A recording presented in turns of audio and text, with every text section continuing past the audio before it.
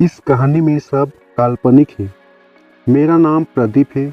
मैं अपने गांव में रहता हूँ। जब मैं 10वीं क्लास से पास हो गया तो मुझे मेरे मम्मी पापा ने पढ़ने के लिए दिल्ली भेज दी। मैं वहाँ एक घर में किराए में रहने लगा।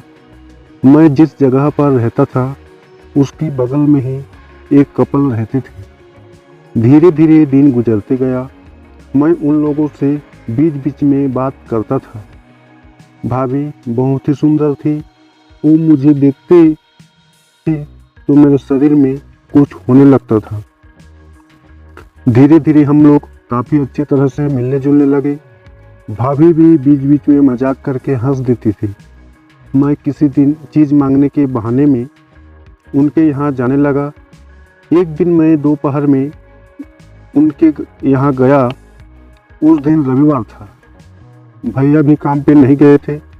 मुझे कुछ आवाज़ सुनाई दी तो मैं वहाँ गया और देखा तो भैया भाभी किचन में ही शुरू हो गई थी। और मैं थोड़ी देर रुक कर देखा तो पता चला कि भाभी उनसे संतुष्ट नहीं थी। भाभी ने भैया से कहा कि कहाँ जाने वाले हो, तो इतना जल्दी कर दिए, तुम मुझे कभी भी संतुष्ट नहीं करते हो। तो भैया बोले, तो क्या करूं?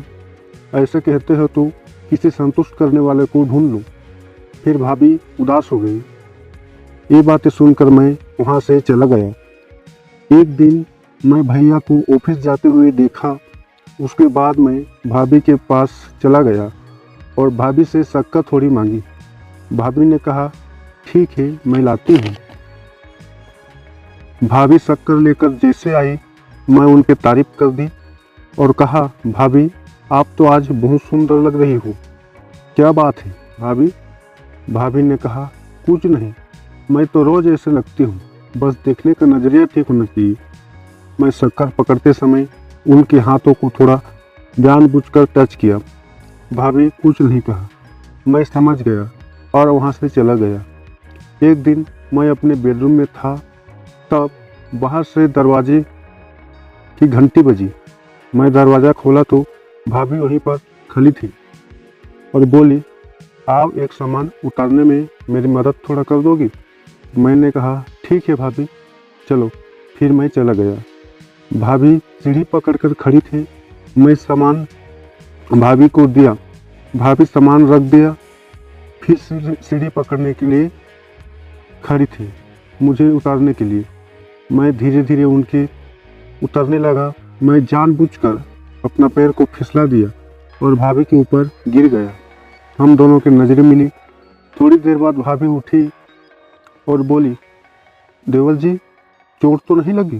तो मैंने कहा, चोट लग गई भाभी, अब पता नहीं कब मेरे चोट पे मलहम लगेगा।